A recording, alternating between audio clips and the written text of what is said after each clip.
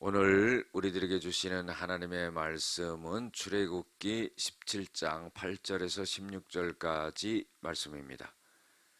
그때 아멜렉이 와서 이스라엘과 르비딤에서 싸우니라. 모세가 여호수아에게 이르되 우리를 위하여 사람들을 택하여 나가서 아멜렉과 싸우라. 내일 내가 하나님의 지팡이를 손에 잡고 산 꼭대기에 서리라. 여호수아가 모세의 말대로 행하여 아멜렉과 싸우고 모세와 아론과 훌은 산 꼭대기에 올라가서 모세가 손을 들면 이스라엘이 이기고 손을 내리면 아멜렉이 이기더니 모세의 팔이 피곤함에 그들이 돌을 가져다가 모세의 아래에 놓아 그가 그 위에 앉게 하고 아론과 훌이 한 사람은 이쪽에서 한 사람은 저쪽에서 모세의 손을 붙들어 올렸더니 그 손이 해가 지도록 내려오지 아니한지라. 여호수아가 칼날로 아멜렉과 그 백성을 쳐서 무찌르니라. 여호와께서 모세에게 이르시되 이것을 책에 기록하여 기념하게 하고 여호수아의 귀에 외워 들리라. 내가 아멜렉을 없이하여 천하에서 기억도 못하게 하리라. 모세가 제단을 쌓고 그 이름을 여호와 니시라 하고 이르되 여호와께서 맹세하시기를 여호와가 아멜렉과 더불어 대대로 싸우리라 하셨다 하였더라. 아멘. 오늘은 완전한 승리를 얻기까지 기도의 손을 높이 드십시오 라는 제목을 갖고 함께 은혜를 나누고자 합니다. 이스라엘 백성들이 르비딤에서 아멜렉과 싸우는 장면이 나오게 됩니다. 그때 모세가 여호수아에게 사람들을 택하여서 나가서 아멜렉과 싸우라 이런 명령을 합니다. 그리고 자신은 지팡이를 손에 잡고 산 꼭대기에 서리라 이런 말합니다.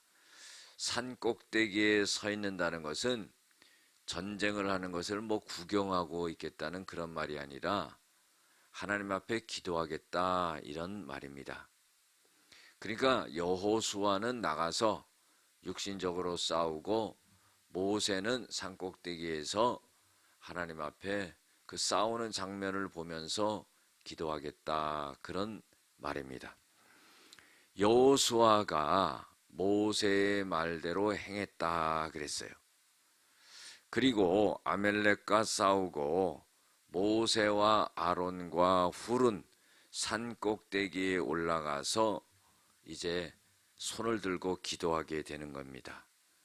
그런데 보면은 여기서 세 사람이 같이 올라간 것이 보이죠. 첫 번째는 모세, 그 다음에 모세의 형 아론, 그 다음에 훌이 올라갑니다.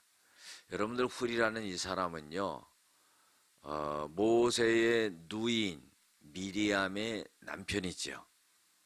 그래서 이 훌과 아론이 함께 모세와 올라가서 기도를 하게 됩니다. 그런데 참 이상한 건 뭐냐면은 11절에 보면은 모세가 손을 들면은 이스라엘이 아멜렉을 막 무찌르는 거예요. 그런데 기도하다가 손이 내려오면은 아멜렉이 이스라엘을 자꾸 무찌르는 겁니다. 그러니까 손이 내려와서는 안 되겠죠. 모세가 손을 들고 기도하는데 많이 피곤하니까 아론과 훌이 돌을 가져다가 모세를 앉혀놓고는 한 손은 아론이 한 손은 훌이 그 손을 붙잡고 손이 내려오지 않도록 받쳐둔 겁니다. 그래서 모세의 손을 붙들어 올렸더니 손이 해가 지도록 내려오지 아니하였다. 이로 말미암아 여호수아가 칼로서 아멜렉을 완전히 무찌르게 되는 그런 역사가 일어나게 되었습니다. 하나님께서는 이것을 모세에게 말씀하시고 이 내용을 책에 기록하고 기념하게 하고 또 여호수아의 귀에 외워 들리게 하라 그랬어요. 책에 기록된다는 것은 이 장면을, 아멜렉을 무찌렀던 이 장면을 모든 그런 이스라엘 후손 자손들에게 알리게 하고, 또 앞으로 여호수아가 가나안 땅에 들어가서 전쟁을 해야 되는데, 그 전쟁할 때에 하나님이 이렇게 역사하셨다는 것을 누누이 기억할 수 있도록 여호수아의 귀에 늘 이것을 되새기게 하라, 그런 말입니다. 그것은 하나님이 아멜렉을 없이 하여 무찔러서 천하의 기억도 못하게 하리라 그랬어요. 여러분들, 하나님은 아멜렉을 싫어했습니다. 왜냐하면 이스라엘 백성들이 출애굽을 해서 광야를 진행할 때에 막 지쳐서 뒤떨어지는 사람들이 있었어요. 그러면 뒤에 와가지고는 이 이스라엘 백성들, 지친 사람들을 공격하고 무척 괴롭게 했습니다. 그래서 하나님은 이 아멜렉을 진멸해버리겠다, 이런 말씀을 하세요. 그러면은요, 왜 이 아멜렉을 진멸하냐면은, 사실 이 아멜렉은 이스라엘과 형제민족입니다. 에서의 손자가 이 아멜렉이죠.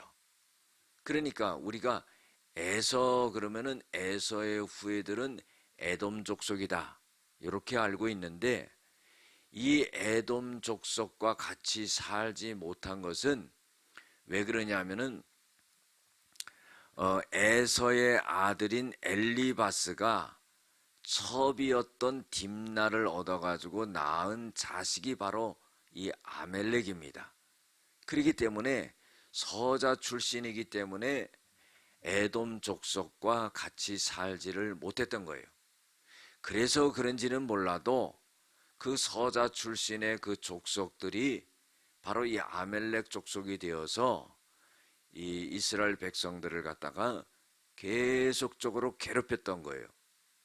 물론 마음속에 안 좋은 관계가 있을 수가 있습니다. 그러나 형제 민족이라는 것을 생각하면서 그 광야를 지나는 이스라엘 백성들을 괴롭게 해서는 안 되는데, 이 아멜렉 족속이 이스라엘 백성들을 괴롭게 했고 하나님의 뜻을 어겼습니다. 그래서 하나님은 이 아멜렉 족속들을 가만두지 않겠다, 이렇게 맹세를 하고는 이들을 갖다가 진멸하는데, 사울 시대와 다윗 시대에 이어서 히스기야 왕 통치 때에 시므온 지파에 의해서 최종적으로 이 아멜렉 족속이 진멸되는 그런 역사가 일어납니다. 그래서 하나님이 말씀하신 대로 그렇게 이루어지는 것을 볼 수가 있어요. 그래서 모세가 승리를 하고는 제단을 쌓고 여호와 니시라 그랬어요. 니시라는 말은 깃발이다, 이런 뜻으로서 승리를 상징하는 겁니다. 그리고는 여호와께 맹세하여 이르기를 여호와가 아멜렉과 더불어 대대로 싸우리라 하셨다 하였더라 그랬어요. 하나님은 계속적으로 싸워서 나중에 히스기야 왕 시대의 시므온 지파를 통해서 아멜렉을 완전하게 진멸하는 역사가 일어납니다. 오늘 말씀 속에서 우리들에게 교훈을 주고 있는 것은, 첫 번째로 어떤 상황에서도 역할 분담을 철저히 해 나가야 된다 하는 거예요. 여호수아는 나가서 싸우고 모세는 기도했다 하는 거예요. 두 번째로는요, 두려워하지 말고 지도자의 말에 순종하고 나가야 된다 하는 거예요. 여호수아가 두려움에 휩싸여서 모세가 나가서 싸우라 그러는데 안 나가겠다고 하면은 어떻게 하겠습니까? 그러면 아무 일도 되질 않는 거예요. 모세는 담대함을 갖고 하나님께 기도하고 여호수아에게 명령할 때, 이 여호수아는 그 명령을 받아 순종해서 나가서 싸우는 거예요. 이런 용기와 담대함이 있어야 된다 하는 겁니다.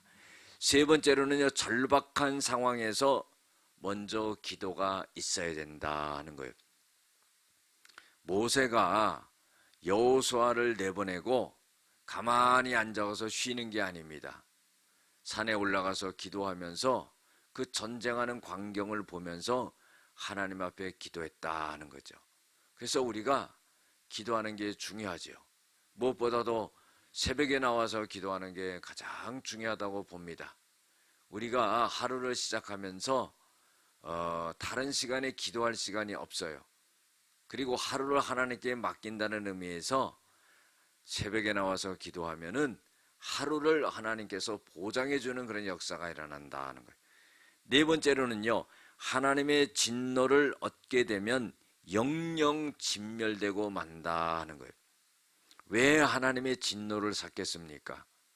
형제 족속인 이스라엘 족속을 아멜렉 족속이 계속적으로 방해했기 때문입니다. 이것은 단순하게 형제를 방해하는 게 아니라 하나님이 이스라엘 백성들을 인도하시는 그 여정을 갖다가 반대하는 거예요. 하나님을 대적하는 게 되었다는 겁니다. 그래서 하나님께서는 진멸해 버리시겠다 하는 거예요. 마지막으로요, 형제에 대한 공격과 배신은 하나님의 징계를 받게 된다 하는 거예요. 자랄 때 형제 간에 여러 가지 안 좋은 그런 관계가 있을 수가 있습니다. 그러나 다 장성하여서 그 관계를 갖다가 잘 회복하고 그리고 유지해야 되는데 마음속에 안 좋게 생각했던 것을 갖고 이 아멜렉이 이스라엘을 갖다가 방해했다는 것은 그것은 하나님의 진노를 사기에 합당하다 하는 겁니다. 기도하시겠습니다. 하나님 아버지, 완전한 승리를 얻기까지 우리가 영적으로나 육적으로나 잘 역할을 분담해서 우리가 힘있게 나갈 수 있는 저희들이 되어지게 하여 주시되, 무엇보다도 문제 해결의 열쇠는 주님께 있고 기도에 있다는 것을 우리가 잊지 말게 하여 주시옵소서.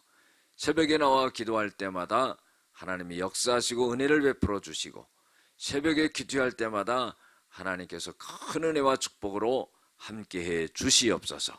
예수님의 이름으로 기도드렸습니다. 아멘.